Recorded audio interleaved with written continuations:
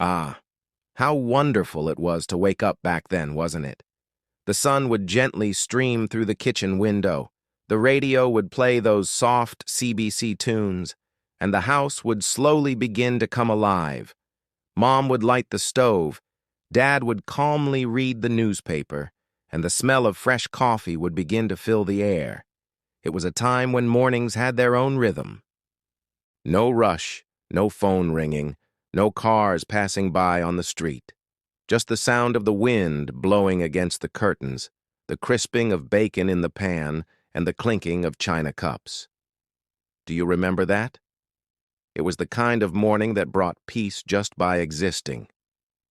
The children would come downstairs, still in their pajamas, rubbing their eyes, and find the table already set. Toasted bread, scrambled eggs, milk in the glass carafe, and, of course, the golden pancakes everyone loved. The smell of maple syrup mixed with melting butter was the perfume of happiness. And the milkman? He'd pass by early in the morning, always smiling, with the cold, clean bottles covered with those colorful cardboard caps. Sometimes he'd leave a note. "Good morning, family. The weather's going to get cold today." And we'd save the bottles to return, all with trust, all by eye, no paperwork, no rush. It was a simpler, more human time.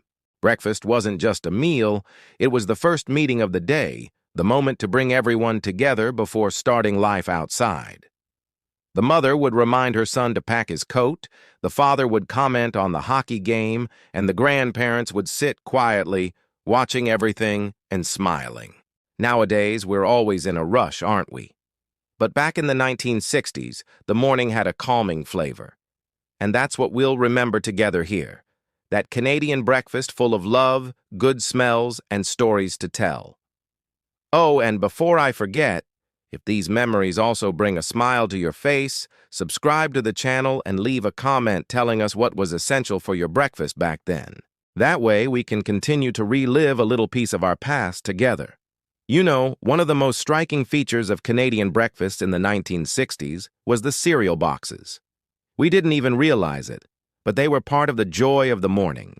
There were so many well-known brands, Kellogg's, Quaker, Nabisco, that adorned the supermarket shelves with bright colors and cartoon designs on the packaging.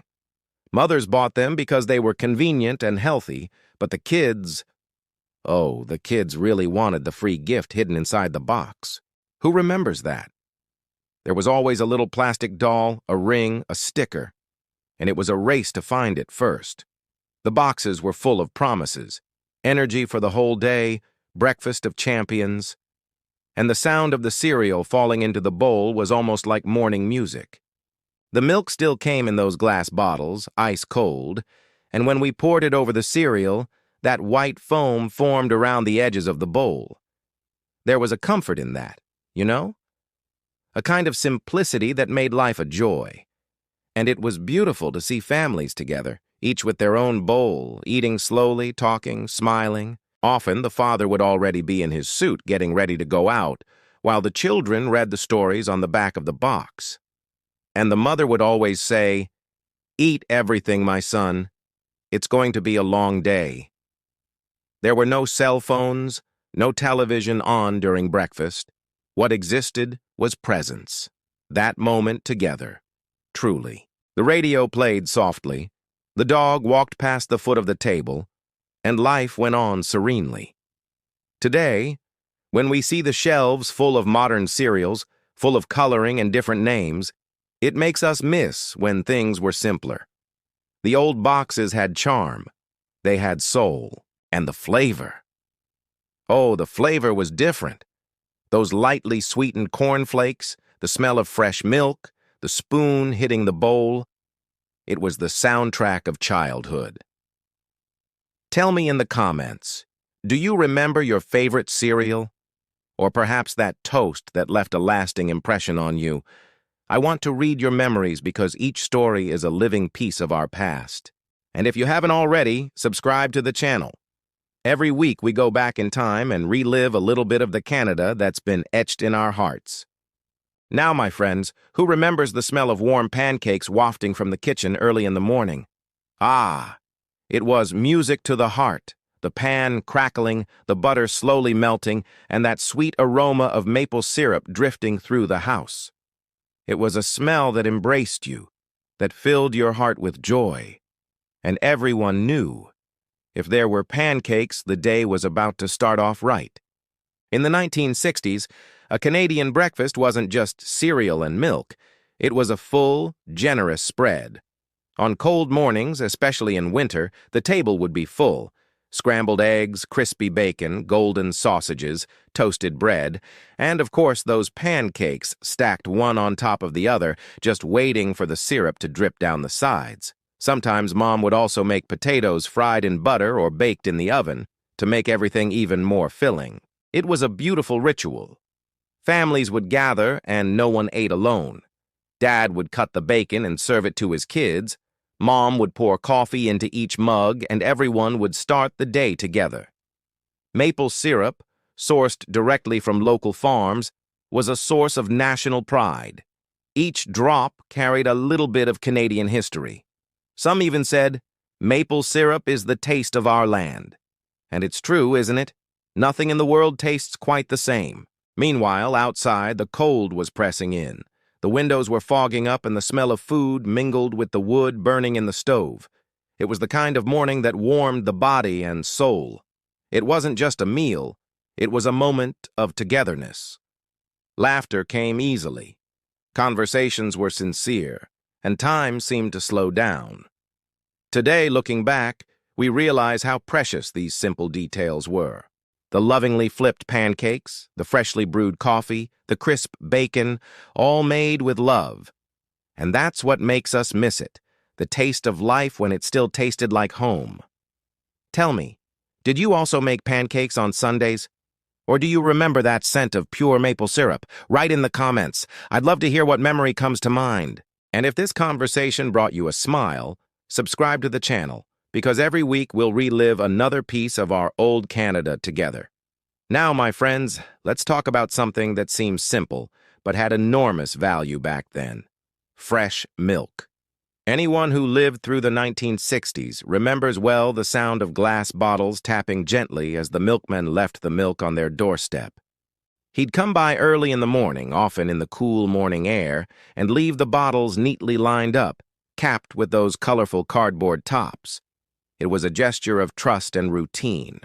There was no need to sign anything, no machine, no password, just a handshake and mutual respect. Families would leave the exact amount of money inside a small envelope or even inside an empty bottle, and he'd get the message. Sometimes a note came along. "Please bring one more this week." It was a different Canada, you know, where everyone knew each other, where the milkman knew the children's names and asked how they were doing in school. The milk was natural, full-bodied, with that creamy layer on top.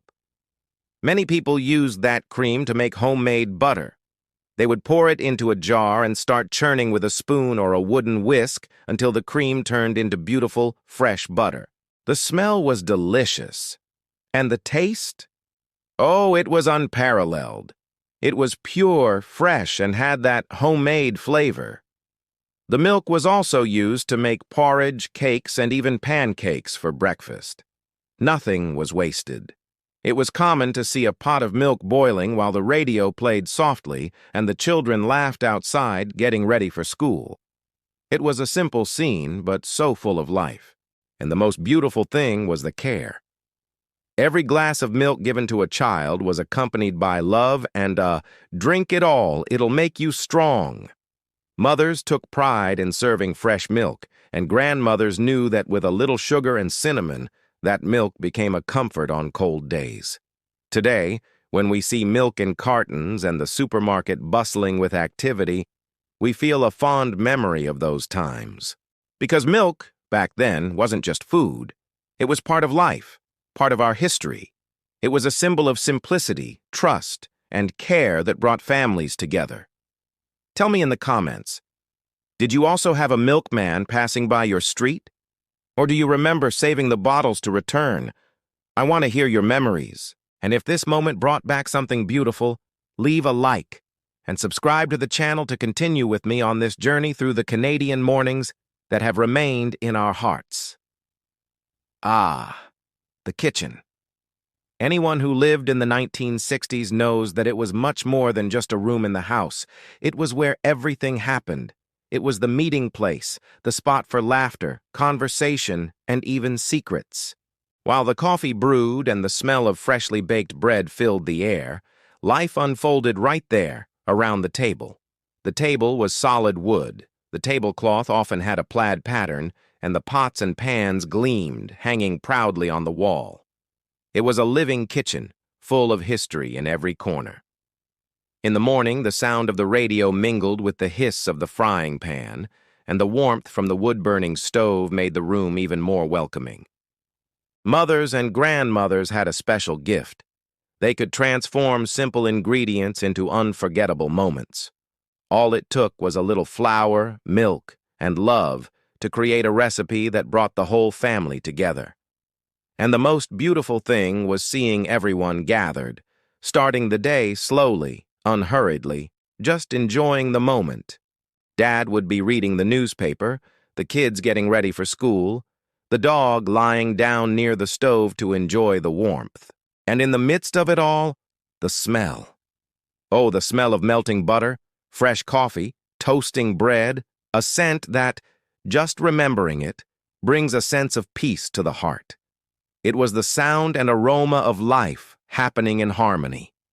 Today, when we look back, we realize that the kitchen was the true heart of the Canadian home.